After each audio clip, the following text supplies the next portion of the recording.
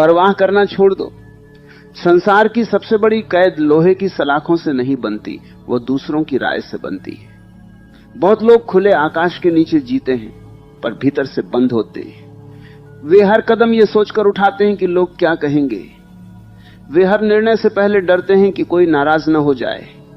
वे हर बात में अपने दिल की आवाज दबा देते हैं, केवल इसलिए कि किसी की स्वीकृति बनी रहे। यही धीरे धीरे आत्मा को कमजोर कर देता है।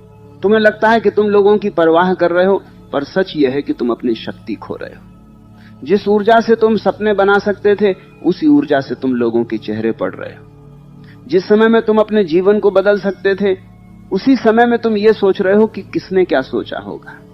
जिस साहस से तुम आगे बढ़ सकते थे, उसी साहस को तुमने दूसरों की राय के चरणों में रख दिया है। परवाह करना छोड़ दो। इसका अर्थ कठोर बनना नहीं है, इसका अर्थ स्वतंत्र होना है। इसका अर्थ यह नहीं कि प्रेम मत करो, बल्कि यह कि अपनी शांति बेचकर प्रेम मत खरीदो। इसका अर्थ यह नहीं कि किसी का सम्मान मत करो, बल्कि यह कि अपने आत्मसम्मान की कीमत पर किसी को खुश मत करो। इसका अर्थ यह नहीं कि दुनिया से कट जाओ, बल्कि यह कि दुनिया के शोर को अपने सत्य से बड़ा मत बनने दो। आज का मनुष्य सबसे अधिक इसलिए थका हुआ है क्योंकि वह दो जीवन जी रहा है। एक वह जो भीतर जीना चाहता है, दूसरा वह जो लोगों को दिखाना चाहता है। भीतर का मन कुछ और चाहता है, बाहर का चेहरा कुछ और दिखाता है। भीतर की आत्मा चुपचाप पुकारती है, पर बाहर का भय उसे दबा देता है। यह दोहरापन थका देता है। शांति तभी मिलती है जब तुम वही बनते हो जो भीतर से हो। तुम्हें याद रखना होगा कि लोग कभी पूरी तरह संतुष्ट नहीं होंगे।